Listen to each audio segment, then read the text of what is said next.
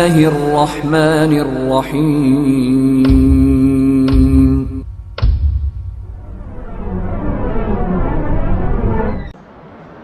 अल्हम्दुलिल्लाहि रब्बिल आलमीन वस्सलातु वस्सलामु अला सय्यिदिल अंबिया वल मुरसलीन व अला आलिहि व अस्हाबिहि अजमईन अम्मा बाद। अऊज़ु बिल्लाहि मिनश शैतानिर रजीम। बिस्मिल्लाहिर रहमानिर रहीम। लक़द कान लकुम फ़ी रसूलिल्लाहि उस्वतुन हसनह रब्बि इश्रह ली सदरी व यस्सिर ली अमरी वहलुल उक़दतम मिन लिसानी यफ़क़हू क़ौली रब्बि ज़िदनी इल्मा रब्बि ज़िदनी इल्मा रब्बि ज़िदनी इल्मा। मोहतरम हज़रात, क़ससुल अंबिया कि ये क़िस्त रमज़ान से पहले की आखिरी क़िस्त है।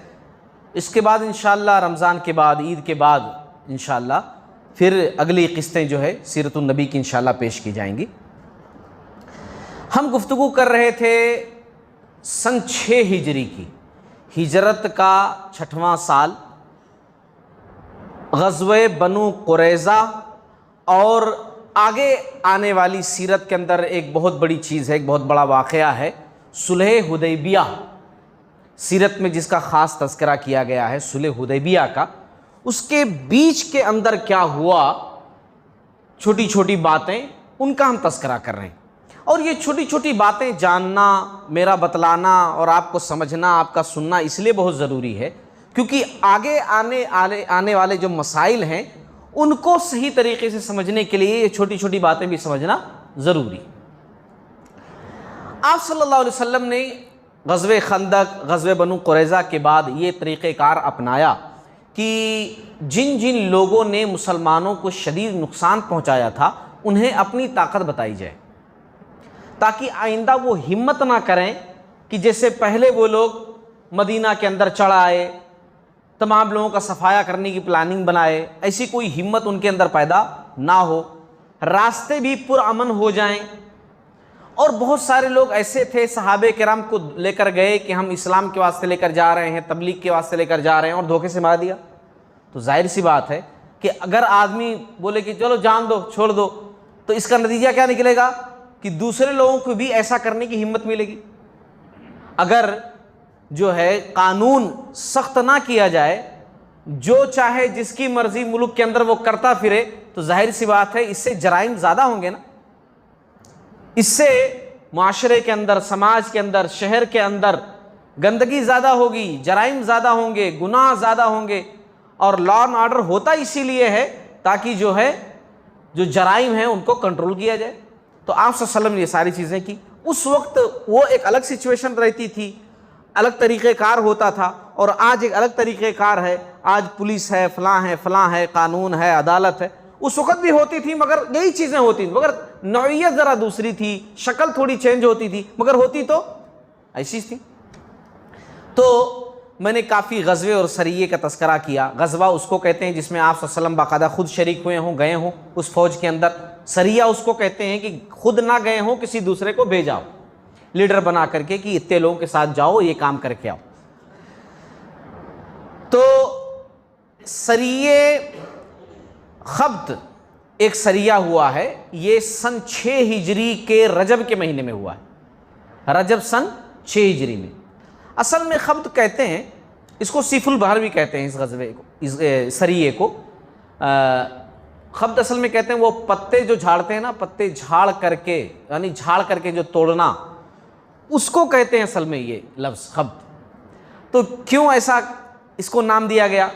हर सरिये का, ग़ज़वे का नाम जो है ना सीरत के अंदर, वो उस वाक़े से कुछ ख़ास मैटर लेकर के ही बनाया गया है। फॉर एग्ज़ाम्पल जैसे सूरतुल बकरा है। अब सूरतुल बकरा को बकरा क्यों कहते हैं? क्योंकि उसके अंदर एक गाय का वाक़या है ना, एक गाय का वाक़या है। तो ऐसे ही सीरत के अंदर भी, ग़ज़वात के अंदर, वाक़यात के अंदर जो लेवल लगा है कि फ़लाँ वाक़या, तो उसमें कोई ख़ास लफ्ज़ लेकर के, कोई ख़ास मैटर लेकर के उसका नाम दिया जाता है। तो इसमें खब्त इसलिए नाम पड़ा था क्योंकि सहाबे किराम के पास खाने के लिए इतना कुछ नहीं था कि ज़्यादा कुछ खा सकें, कुछ भी नहीं था, ज़्यादा क्या, कुछ भी नहीं था। तो वो लोग पत्ते झाड़ झाड़ कर खाए थे, पत्ते झाड़ करके खाए थे इस सफ़र के अंदर पत्ते। तो इसकी वजह से इस सरिये का नाम ऐसा पड़ा। और सीफुल बहर क्यों पड़ा, वही वाक़या सुनेंगे तो आपको पता चलेगा। सीफुल बहर, बहर माने जानते हैं समंदर होता है। अच्छा, ये आप सल्लल्लाहु अलैहि वसल्लम ने 300 लोगों को भेजा था इसमें, और जिनका कमांडर आप सल्लल्लाहु अलैहि वसल्लम ने अबू उबैदा इब्न जर्राह रज़ियल्लाहु तआला अन्हु को बनाया था। अमीनुल उम्मा अबू उबैदा इब्न जर्राह रज़ियल्लाहु तआला, बड़े मशहूर सहाबी, जन्नती सहाबी है ना, अशरे मुबशरा में से। तो 300 लोग निकले। अच्छा, काम इनका ये था कि समंदरी इलाकों की तरफ जाओ और वहाँ नकलो हरकत चेक करो। नकलो हरकत का मतलब कि कौन क्या कर रहा है, कहीं ऐसा तो नहीं कि कोई तैयारी कर रहा हो हम पर अटैक करने की, कुछ ऐसा तो नहीं चल रहा है, क्योंकि एक शहर की, मुल्क की हिफाजत के लिए बहुत सारी चीज़ें करनी पड़ती हैं। आज की हुकूमतें करती हैं, आप सल्लल्लाहु अलैहि वसल्लम ने भी सारे इंतजाम किए थे, है ना। तो वहाँ सहाबे किराम गए। अच्छा कहते हैं कि इसमें एक सहाबी थे जाबिर रज़ियल्लाहु तआला अन्हु। तो ये वाक़या सही बुखारी सही मुस्लिम के अंदर भी है, और जाबिर रज़ियल्लाहु तआला अन्हु उस वाक़े को बयान करते हैं, उसके अंदर थे, उसी फौज में थे वो। कहते हैं कि हम लोग गए तो हम लोगों को रोज़ाना एक खजूर दिया जाता था, रोज़ाना, यानी बोले तो सुबह से लेकर शाम तक में क्या खुराक थी, एक खजूर। तो हमको बड़ा कम लगता था कि एक खजूर खाने को मिल रहा है सिर्फ। इस खजूर का अंदाज़ा उस वक़्त हमको हुआ, इसकी अहमियत का अंदाज़ा कि एक खजूर भी कितना अहम होता है, कि जब ये भी ख़त्म हो गया। आदमी के पास जब नेमत होती है ना तो बोलता है कि अब उसके पास बाइक है, तो कार वाले को क्या देख कर क्या कहता है कि ऐसी कार होती मेरे पास भी, पुरानी होती थी चलता, बाइक से चल रहा हूँ, कितनी तकलीफ़ हो रही है, बारिश हो जाती है तो ठहरना पड़ता है, भीग जाता हूँ। कार होती तो अलग बात होती, पूरे बच्चों को बिठाकर कहीं लेकर जा सकता, ऐसा कर सकता, वैसा कर सकता। अच्छा, किसी दिन बाइक ख़राब हो जाए, अल्लाह ना करे बाइक ख़राब हो जाए, तब उसको अंदाज़ा होता है कि बाइक अच्छी होती तो बड़ा अच्छा होता, ख़राब पड़ी हुई है, ये भी नहीं है। तो कहते हैं जाबिर रज़ियल्लाहु तआला अन्हु, जब एक खजूर भी ख़त्म हो गया ना, तब पता चला कि वो एक खजूर भी बहुत बड़ी चीज़ थी, वो एक खजूर भी मिलता रहता तो कितना अच्छा होता। अब सिचुएशन ये आ गई कि ये लोग जो है दरख्तों के पत्ते वगैरह झाड़ करके खाते थे। कहते हैं कि वो दरख्तों के पत्ते ऐसे थे, क्योंकि जाहिर सी बात है वहाँ ऐसे बेहतरीन झाड़ तो रहते नहीं थे, पत्ते उसके ऐसे थे कि खा करके, मिसाल उन्होंने दी है कि हमारे होंठ ऊंट की तरह हो गए थे, खा करके ज़बान जगह जगह कट गई थी और होंठ सूज करके ऊंट जैसे हो गए थे, यानी ऊंट थोड़ा ऐसा होता है ना, वो ऐसे मुंह हो गए थे उनके खा करके वो पत्ते, ये हालत हो गई थी। अब आप सोचिए कि सहाबे किराम ने दीन की खिदमत कैसे की है ना। हमारे पास हो मस्जिद के वास्ते कुछ काम के लिए बुलाया जाए तो हमारे पास टाइम नहीं है, अब वहाँ चला गया था मैं, थोड़ा ज़रूरी काम है, ये काम है हमारे पास, वो काम है। सहाबे किराम दीन की खिदमत कैसे की है ना। दीन की खिदमत कहना नहीं चाहिए, बात आई तो चलो कह दूँ। अगर दावत की नौयत हो कि दावत है, उसके बाद आओ, तो हर कोई टाइम निकाल लेता है, चलेंगे भाई दावत भी है माशाल्लाह।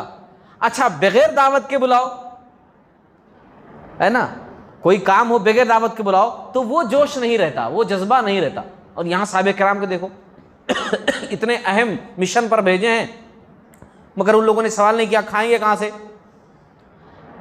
वो लोग अपने तरीके से दरख्तों के पत्ते खा रहे हैं, मगर दीन का काम कर रहे हैं, है ना, दरख्तों के पत्ते खा रहे हैं वो लोग।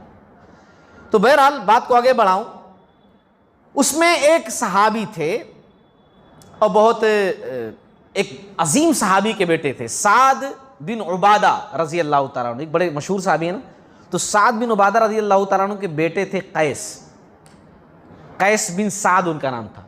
इनका तस्करा मैं खास तौर से इसलिए कर रहा हूँ क्योंकि साद बिन उबादा रज़ी अल्लाह तआला अन्हु ऐसे सहाबी हैं कि बड़े सखी थे। देखो, माल दौलत सब लोगों के पास होता है ना, पैसा सबके पास होता है, बहुत सारे लोगों के पैसा होता है, मगर ऐसा डाल करके निकालने वाला दिल होना ये सबके पास नहीं होता, ये नहीं होता। जेब, अकाउंट अक्सर लोगों की भरी रहती है, बहुत सारे लोगों की भरी होती है, मगर उनमें से निकाल करके और परवाह नहीं करना कि बाकी क्या होगा बाद में, अल्लाह ताला है ना, दूंगा तो और अल्लाह ताला देगा, ऐसी सोच रखने वाले बहुत कम होते हैं, है ना, बहुत कम होते हैं ऐसी सोच रखने वाले। तो ये जो थे सहाबी साद बिन उबादा रज़ी अल्लाह तआला, ये सखी थे। अच्छा, इनके बेटे के अंदर भी यही सखावत थी।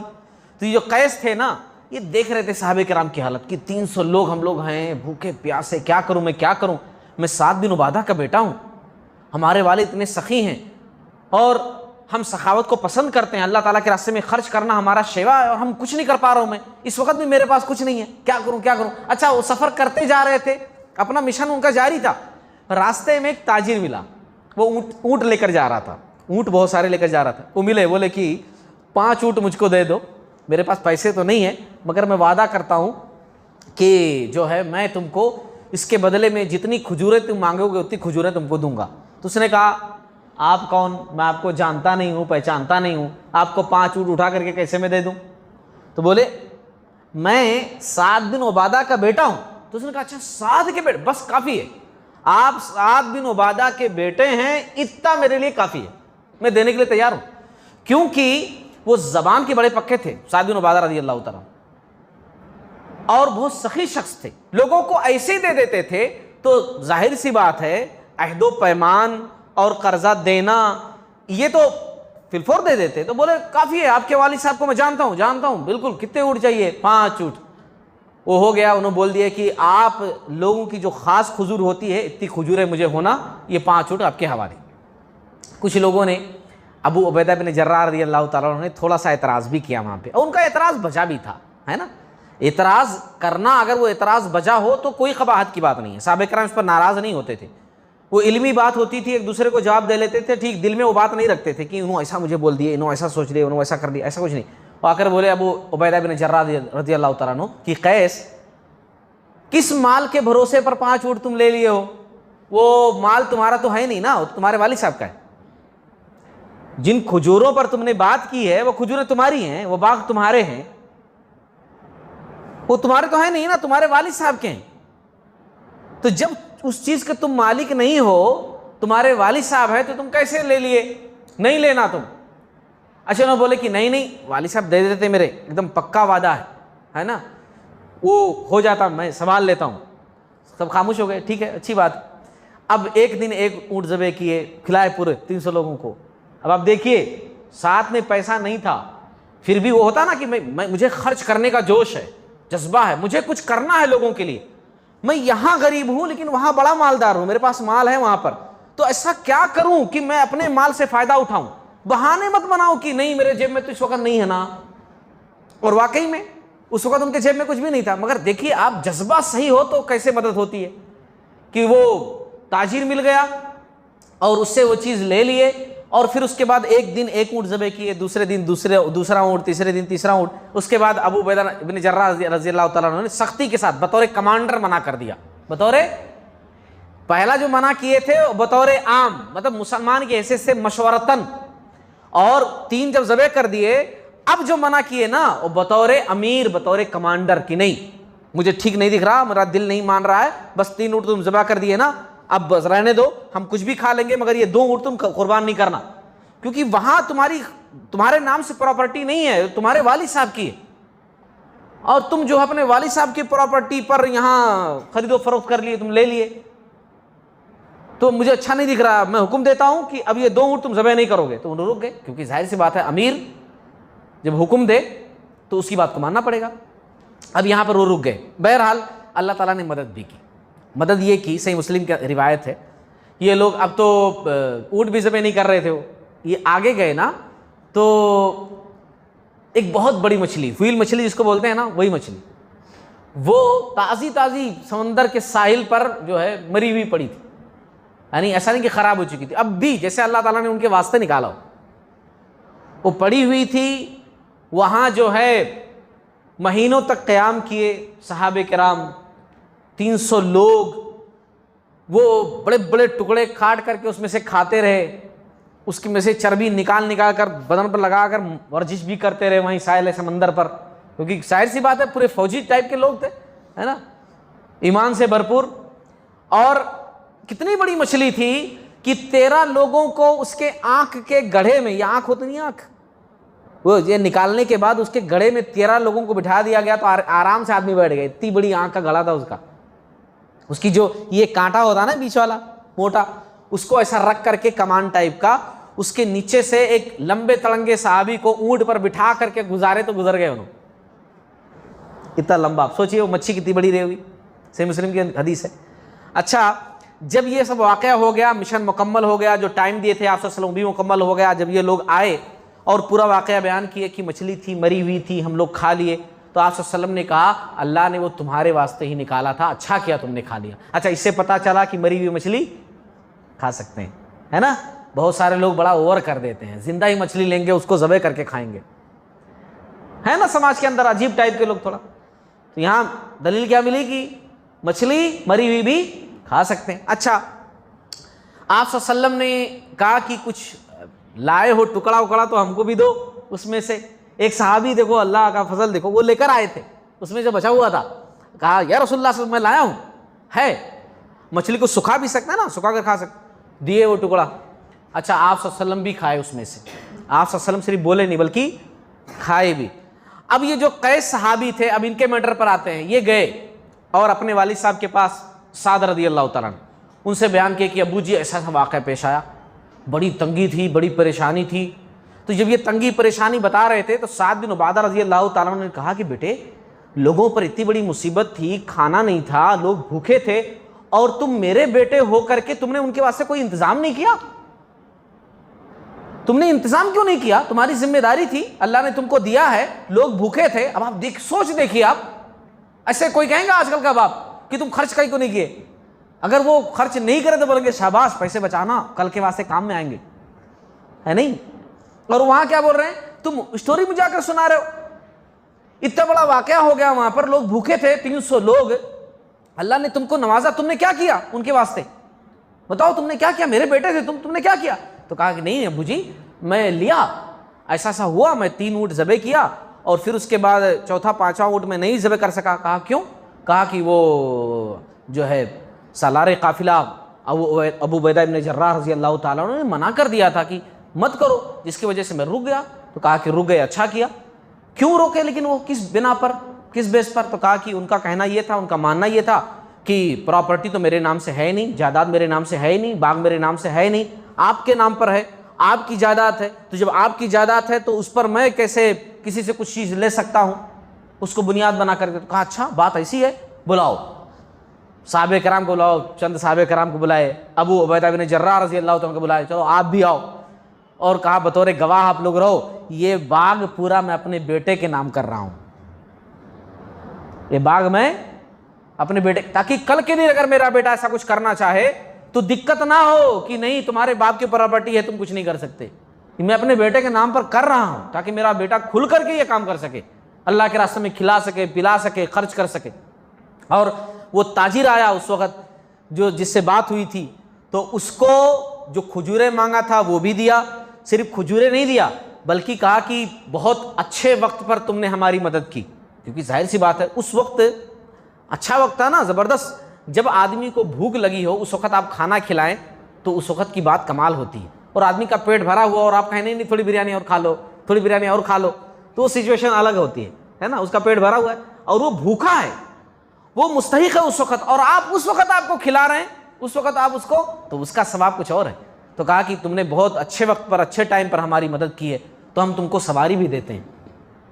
जो खजूरें तय हुई थी वो तो दिया ही, सवारी भी अलग से दी। अच्छा, सवारी सिर्फ नहीं, बेहतरीन जोड़ा उसको सिलवा करके दिया, ये जोड़ा भी तुम्हारे लिए इनाम के तौर पर, यानी मजीद इतना सारी चीज़ें उनको दी, है ना। आप सल्लल्लाहु अलैहि वसल्लम को जब तमाम मैटर का इल्म हुआ कि साद बिन उबादा रज़ी अल्लाह तआला अन्हु ने, उनके बेटे ने ऐसा ऐसा किया है, तो आप सल्लल्लाहु अलैहि वसल्लम खुश हुए। और आप सल्लल्लाहु अलैहि वसल्लम ने कहा, सही बुखारी के अल्फाज हैं, आप सल्लल्लाहु अलैहि वसल्लम ने कहा कि बिलाशुबे सखावत करना तो उस ख़ानदान का तुर्रे इम्तियाज़ है, वो ख़ानदान ही ऐसा बड़ा सखी है, अल्लाह ताला ने दिल ही उनके पास ऐसा दिया।